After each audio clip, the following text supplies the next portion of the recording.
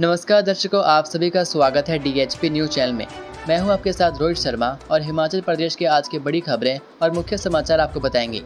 यदि आपने अभी तक डीएचपी न्यूज़ चैनल को सब्सक्राइब नहीं किया है तो कृपया चैनल को सब्सक्राइब करके बेल के आइकन को भी क्लिक कीजिए, जिससे आपको हिमाचल प्रदेश की बड़ी खबरें रोज़ाना मिलती रहें। चलिए जानते हैं आज के मुख्य समाचार। हिमाचल प्रदेश में शीतलहर की चेतावनी, मैदानी जिलों के लिए जारी हुआ येलो अलर्ट। हिमाचल प्रदेश में ठंड का प्रकोप जारी है। राज्य के आधा दर्जन शहरों का न्यूनतम पारा रविवार को माइनस में दर्ज किया गया। आगामी एक हफ्ते तक राज्य में बारिश बर्फबारी की संभावना नहीं है, लेकिन शीतलहर से किसी तरह की निजात नहीं मिलेगी। मौसम विज्ञान केंद्र शिमला ने अगले 24 घंटों के दौरान शीतलहर की चेतावनी दी है। इसे लेकर मैदानी व मध्यवर्ती इलाकों में येलो अलर्ट जारी किया गया है। हमीरपुर, ऊना, बिलासपुर और मंडी जैसे मैदानी जिलों में पिछले कुछ दिनों से पारा माइनस में दर्ज किया जा रहा है। इन जिलों में शीतलहर और तेज होने की आशंका के चलते लोगों को खासतौर पर सुबह, शाम व रात के वक्त एहतियात बरतने की सलाह दी गई है। मौसम विज्ञान केंद्र शिमला के निदेशक कुलदीप श्रीवास्तव ने बताया कि पूरे राज्य में 21 दिसंबर तक मौसम साफ बना रहेगा। आगामी 24 घंटों में मैदानी इलाकों के साथ मध्यम ऊंचाई वाले क्षेत्रों में शीतलहर का येलो अलर्ट रहेगा। उन्होंने कहा कि राज्य का औसतन न्यूनतम तापमान सामान्य से 1.1 डिग्री नीचे बना हुआ है। मौसम विभाग की दैनिक रिपोर्ट के मुताबिक रविवार को लाहौल स्पीति, कुल्लू और बिलासपुर जिलों में न्यूनतम तापमान माइनस में रहा, जबकि ऊना और हमीरपुर में 0 के करीब रिकॉर्ड किया गया। लाहौल स्पीति का ताबो सबसे ठंडा स्थल रहा, जहां न्यूनतम तापमान -10.6 डिग्री सेल्सियस रिकॉर्ड किया गया। भीषण सर्दी के बीच हिल स्टेशन शिमला का मौसम सबसे जुदा बना हुआ है। मैदानी व उच्च पर्वतीय इलाकों में जहां पारा लगातार गिर रहा है, वहीं शिमला में रात का पारा सामान्य से 6.5 डिग्री सेल्सियस ऊपर बना हुआ है। ऐसे में शिमला की रातें अन्य शहरों से गर्म हैं। रविवार को शिमला में न्यूनतम तापमान 12.2 डिग्री सेल्सियस दर्ज किया गया, जो शनिवार के न्यूनतम तापमान से 3.2 डिग्री ज़्यादा है। रिपोर्ट में खुलासा, बाढ़ के लिहाज से हिमाचल के 3 उच्च व 4 जिले मध्यम जोखिम श्रेणी में शामिल। जलवायु परिवर्तन की चुनौतियों से निपटने की दिशा में महत्वपूर्ण कदम उठाते हुए भारत के जिला स्तरीय जलवायु जोखिम आकलन IPCC फ्रेमवर्क का उपयोग करके बाढ़ और सूखे के जोखिमों का मानचित्रण रिपोर्ट जारी की गई है। यह रिपोर्ट भारतीय प्रौद्योगिकी संस्थान गुवाहाटी, IIT मंडी और centre for study of science, technology and policy, Bengaluru के सहयोग से बनाई गई है।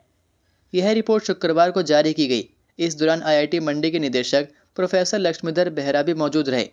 इस रिपोर्ट में खुलासा हुआ है कि बाढ़ के लिहाज से हिमाचल के 3 उच्च व 4 जिले मध्यम जोखिम श्रेणी में शामिल हैं, जबकि सूखे के लिहाज से 4 उच्च, 6 मध्यम जोखिम श्रेणी में शामिल हैं। बाढ़ के लिहाज से कांगड़ा, ऊना व बिलासपुर उच्च, मंडी, हमीरपुर, सोलन व सिरमौर मध्यम जोखिम श्रेणी में शामिल हैं। सूखे के लिहाज से ऊना, चंबा, कांगड़ा, हमीरपुर उच्च श्रेणी में और सिरमौर, शिमला, मंडी, बिलासपुर, सोलन, कुल्लू मध्यम जोखिम श्रेणी में शामिल हैं। रिपोर्ट जारी करने के कार्यक्रम के दौरान DST की वैज्ञानिक प्रभाग प्रमुख डॉक्टर अनीता गुप्ता ने कहा कि जलवायु परिवर्तन हमारे समय की सबसे विकट चुनौतियों में से एक है। यह कृषि, आजीविका और जीवन के हर पहलू को प्रभावित कर रहा है। कोई भी एक इकाई अकेले इसका समाधान नहीं कर सकती है। इसके लिए सामूहिक प्रयासों और अभिनव रूपरेखाओं की आवश्यकता है। नेता प्रतिपक्ष बोले, बार बार मना करने और झूठ बोलने के बाद भी सरकार ला रही है guest teacher policy.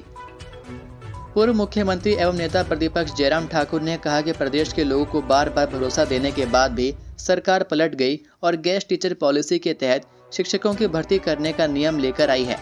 Guest teacher policy के तहत शिक्षक छात्रों को घंटे के हिसाब से पढ़ाएंगे। यह बात पहले भी सामने आई थी, जिसका प्रदेश के युवाओं ने पुरजोर विरोध किया था, जिसके बाद सरकार द्वारा इस पॉलिसी को वापस लेने की घोषणा की गई थी।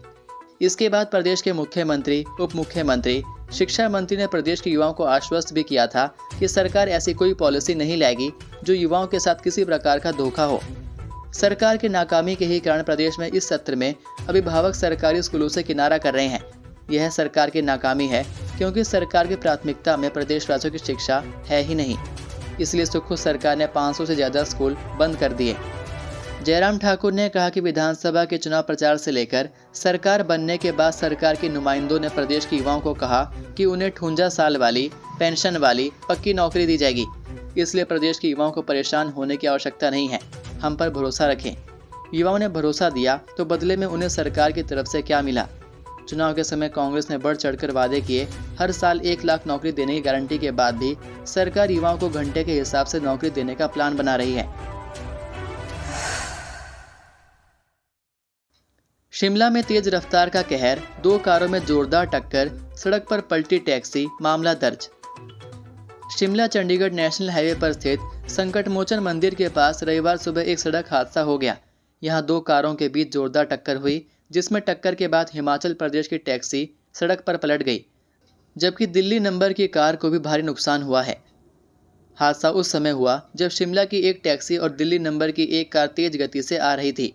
जानकारी के अनुसार टैक्सी चालक अपनी गाड़ी से अचानक रास्ता बदलने की कोशिश कर रहा था। इसी बीच दिल्ली नंबर की कार ने टैक्सी को टक्कर मारी, जिससे टैक्सी सड़क पर पलट गई। इस टक्कर में टैक्सी चालक बुरी तरह से घायल हो गया, जिसे आईजीएमसी अस्पताल पहुंचाया गया। वहीं दिल्ली नंबर की गाड़ी बुरी तरह क्षतिग्रस्त हो गई। हालांकि गाड़ी में सवार लोग मामूली रूप से घायल हुए। टक्कर के बाद यातायात पूरी तरह से बाधित हो गया। इस घटना के कारण सड़क पर लंबा जाम लग गया, जिससे यात्रियों को काफी परेशानी हुई। वहीं पुलिस ने नियमों की पालना के लिए भी सख्ती बरती है। बावजूद इसके कई गाड़ी चालक नियमों का उल्लंघन कर रहे हैं। बालूगंज पुलिस ने इस हादसे को लेकर मामला दर्ज करने की कार्रवाई शुरू कर दी है। हिमाचल में अप्रैल से महंगी हो सकती है बिजली, 300 करोड़ रुपए राजस्व के घाटे का हवाला। हिमाचल प्रदेश में 1 अप्रैल 2025 से बिजली महंगी हो सकती है। बिजली बोर्ड प्रबंधन ने 50 से 70 पैसे प्रति यूनिट बढ़ोतरी का प्रस्ताव राज्य विद्युत विनियामक आयोग को भेजा है। इसमें बोर्ड ने 300 करोड़ रुपए के घाटे का हवाला देते हुए बिजली दरों में बढ़ोतरी की मांग की है। अब जनसुनवाई में आयोग बोर्ड के प्रस्ताव पर सभी हितधारकों के सुझाव और आपत्तियां लेगा। हिमाचल में इस साल बिजली की दरों में कोई बढ़ोतरी नहीं हुई है। बोर्ड को सरकार की ओर से हालांकि अनुदान के तौर पर हर वर्ष 750 से 1000 करोड़ रुपए दिए जाते हैं। इसके बावजूद बोर्ड के लिए अपना खर्च पूरा करना मुश्किल हो गया है। बोर्ड को प्रति माह करीब 180 करोड़ रुपए वेतन और पेंशन के लिए चाहिए। बोर्ड का राजस्व घाटा 300 करोड़ से अधिक हो गया है। हर महीने 125 यूनिट निःशुल्क बिजली देने से बोर्ड का आर्थिक संतुलन गड़बड़ा गया है। हर महीने 125 यूनिट निःशुल्क बिजली देने से बोर्ड का आर्थिक संतुलन गड़बड़ा गया है। इसको देखते हुए बोर्ड ने राज्य विद्युत नियामक आयोग को प्रस्ताव भेजकर अप्रैल 2025 से बिजली दरों में बढ़ोतरी की वकालत की है। शिमला विंटर कार्निवल में धमाल मचाएंगे पंजाबी गायक सतिंदर सरताज, स्टार नाइट लगभग तय। राजधानी शिमला में 24 दिसंबर से शुरू होने वाले दूसरे शिमला विंटर कार्निवल में मशहूर पंजाबी गायक सतिंदर सरताज धमाल मचा सकते हैं। एक स्टार नाइट के लिए नगर निगम सरताज को बुलाने जा रहा है। सतिंदर सरताज से इस बारे में बातचीत हो गई है। अब इनके साथ शो फीस और तारीख को लेकर बात चल रही है। सतिंदर सरताज पहली बार शिमला विंटर कार्निवल में अपनी आवाज़ का जादू बिखेरेंगे। इससे पहले साल 2023 में भी सरताज शिमला आ चुके हैं। हालांकि तब समर फेस्टिवल के दौरान उन्होंने प्रस्तुति दी थी। 10 दिन तक चलने वाले विंटर कार्निवल में एक शाम नाट्य किंग कुलदीप शर्मा भी रंग जमाएंगे। नगर निगम महापौर सुरेंद्र चौहान के अनुसार प्रदेश के कलाकारों को भी कार्निवल में बुलाया जा रहा है। इस बारे में कुलदीप शर्मा से भी बात हो गई है। इंडियन आइडल फेम शिमला के नेरी की नेहा दीक्षित भी विंटर कार्निवल में शिरकत करेंगी। नगर निगम के अनुसार 2 स्टार नाइट होंगी। इसके लिए एक बॉलीवुड और पंजाबी कलाकार से बात की जा रही है। अगले 2-3 दिन में सभी कलाकारों के नाम तय हो जाएंगे। बाइक से शिमला आ रहे 2 सगे भाई चिट्टे के साथ किए गिरफ्तार, पुलिस ने शोघी में लगाया था नाका। पुलिस ने पंजाब के मोहाली के रहने वाले 2 सगे भाइयों को 12.280 ग्राम चिट्टे के साथ गिरफ्तार किया है। पुलिस ने देर रात शोघी क्षेत्र में नाके के दौरान यह कार्रवाई अमल में लाई है। पुलिस ने आरोपियों को उस समय पकड़ा जब वह मोटरसाइकिल पर चिट्टा लेकर शिमला की ओर आ रहे थे। जानकारी के अनुसार शिमला पुलिस ने शोघी हाउसिंग बोर्ड कॉलोनी के पास NH5 पर गश्त और यातायात जांच अभियान चलाया था। इस दौरान पुलिस ने चंडीगढ़ की ओर से आ रही मोटरसाइकिल को नियमित जांच के लिए रुकवाया। इसमें 2 लोग सवार थे। पुलिस ने जांच की तो उनके कब्जे से 12.280 ग्राम चिट्टा बरामद हुआ। आरोपियों की पहचान देविंदर सिंह उम्र 28 वर्षीय और मनदीप सिंह उम्र 34 वर्षीय निवासी मोहाली पंजाब के रूप में हुई। पुलिस ने बालूगंज थाने में दोनों आरोपियों के खिलाफ NDPS एक्ट की विभिन्न धाराओं के तहत केस दर्ज कर गिरफ्तार कर लिया है। मोबाइल ब्लास्ट होने से 20 वर्षीय युवती की मौत। चंबा जिला के किहार थाना के अंतर्गत एक 20 वर्षीय युवती की मोबाइल ब्लास्ट होने से मौत हो गई। पुलिस से मिली जानकारी के अनुसार किरण देवी 8 दिसंबर को अपने घर में मोबाइल पर किसी से बात कर रही थी कि अचानक वह ब्लास्ट हो गया। इसके बाद उसके परिजन उसे उपचार के लिए चंबा हॉस्पिटल लेकर गए, जहां से उसे doctor Rajendra Prasad medical college Tanda refer कर दिया गया। उन्होंने बताया कि युवती खुद बयान देने की हालत में नहीं थी, तो अभी तक यह पता नहीं चला कि क्या मोबाइल चार्जिंग पर लगा हुआ था या नहीं। उपचार के दौरान रविवार को युवती की मौत हो गई। पुलिस जांच अधिकारी पोस्टमार्टम के लिए सोमवार को doctor Rajendra Prasad medical college Tanda पहुंचेंगे। संगड़ाह में 2 वाहन दुर्घटनाग्रस्त, 9 लोग थे सवार। उपमंडल संगड़ाह में अलग अलग जगहों पर 2 बोलेरो दुर्घटनाग्रस्त हो गई। इन वाहनों में 9 लोग सवार थे। दोनों ही हादसे सड़क पर जमे पाले पर वाहन स्किड होने के कारण सामने आए। जानकारी के अनुसार एक हादसा रविवार सुबह हरिपुरधार से पहले नाहन मार्ग पर कोली के बाग के समीप पेश आया। यहां पंचकुला से घूमने आए पर्यटकों की गाड़ी सड़क से 200 मीटर नीचे लुढ़क गई। वाहन में एक ही परिवार के एक बच्चे सहित 7 लोग सवार थे। घायल लोगों को संगड़ा अस्पताल लाया गया। इसमें से 2 को हल्की चोटें आई थी, जिन्हें प्राथमिक उपचार देकर अस्पताल से छुट्टी दे दी गई। एक अन्य हादसा हरिपुरधार राजगढ़ रोड पर सुबह करीब 5 बजे सामने आया। हरिपुरधार से 2 किलोमीटर दूर साजखिल के समीप एक बोलेरो दुर्घटनाग्रस्त हो गई। हादसा उस वक्त हुआ जब राजगढ़ क्षेत्र से एक बोलेरो कैंपर हरिपुरधार की तरफ आ रही थी। इसी बीच सड़क पर जमे पाले पर स्किड होकर सड़क से बाहर चली गई। इसमें 2 लोग सवार थे जो पूरी तरह से सुरक्षित हैं। आपको बता दें कि पिछले कुछ दिनों से अब तक 7 हादसे सामने आ चुके हैं। इसमें एक व्यक्ति की मौत हुई है, वहीं 12 से 13 लोग घायल हुए हैं। बावजूद इसके लोक निर्माण विभाग सड़कों पर पड़ रहे पाले को लेकर कोई ठोस कदम नहीं उठा रहा है। संगड़ा पुलिस थाना के SHO मनसा राम ने बताया कि दोनों ही हादसों में वाहनों में सवार सभी लोग सुरक्षित हैं। उन्होंने वाहन चालकों से भी आग्रह किया है कि बर्फबारी और पाले के बीच सावधानी बरतें।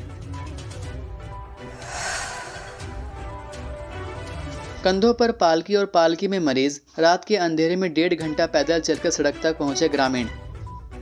बेशक सरकार गांव-गांव को सड़क सुविधाएं मुहैया करवाने के लाख दावे करती हो, लेकिन आज भी कुछ ऐसे गांव हैं जहां सड़क नहीं है।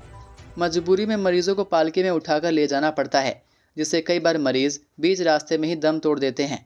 ऐसा ही एक मामला मिनी स्विट्जरलैंड खजियार पंचायत के गाँव चोहरुई में देखने को मिला, जहां रात के अंधेरे में 1.5 घंटे का पैदल सफर तय करके मरीज को पालकी में सड़क तक लाया गया। इसके बाद उसे चंबा मेडिकल कॉलेज पहुंचाया गया। जानकारी के अनुसार गांव के 70 वर्षीय बुजुर्ग महिला कमला को अचानक BP, सांस और शुगर बढ़ने से समस्या पैदा हो गई, जिसके बाद मरीज को अस्पताल पहुंचाने का प्रबंध किया गया। इस दौरान टॉर्च के सहारे सड़क तक पहुंचाने में पालकी उठाने वाले लोगों को भी काफ़ी दिक्कत हुई। कई बार उनका पैर फिसल गया। ग्रामीणों का कहना है कि सड़क के लिए वो कई बार सरकार व विभाग से मांग कर चुके हैं, लेकिन आज तक कोई सकारात्मक पहल नहीं हो पाई है। ग्रामीणों ने आरोप लगाया कि वर्ष 2017 से लेकर 2022 के विधानसभा चुनावों के दौरान उन्हें सड़क से जोड़ने का सपना दिखाया गया, लेकिन अभी तक सड़क नसीब नहीं हो पाई है। ग्रामीणों ने आश्वासन देने वाले नेताओं को 2 टूक चेतावनी दी है कि अगर उन्होंने गांव में सड़क नहीं बनाई तो आने वाले समय में वे किसी भी दल के प्रत्याशी को वोट नहीं देंगे। पंचायत की तरफ से लोकसभा और विधानसभा के चुनावों का बहिष्कार किया जाएगा। उक्त पंचायत के गाँव चोहरुई की आबादी करीब 250 तक है। इस गांव के अलावा आसपास के अन्य कई गांवों के निवासियों के लिए सड़क अभी सपना है। हर बार अगर कोई बीमार हो जाता है तो पालकी के सहारे ही मुख्य सड़क तक पहुंचाना पड़ता है। ग्रामीणों ने मांग की है कि जल्द गांव को सड़क सुविधा से जोड़ा जाए। ये थे आज के मुख्य समाचार। हिमाचल प्रदेश की बड़ी खबरें रोजाना जानने के लिए सब्सक्राइब कीजिए DHP न्यूज़ चैनल को और बेल आइकन पर क्लिक करें, जिससे आपको प्रदेश की बड़ी खबरें हमारे द्वारा मिलती रहें। वीडियो को लाइक और शेयर ज़रूर कीजिए और आप हमारी वीडियो कौन से शहर से देख रहे हैं नीचे कमेंट करके ज़रूर बताइए। वीडियो में अंत तक बने रहने के लिए आपका बहुत बहुत धन्यवाद। जय हिंद, जय भारत, जय हिमाचल।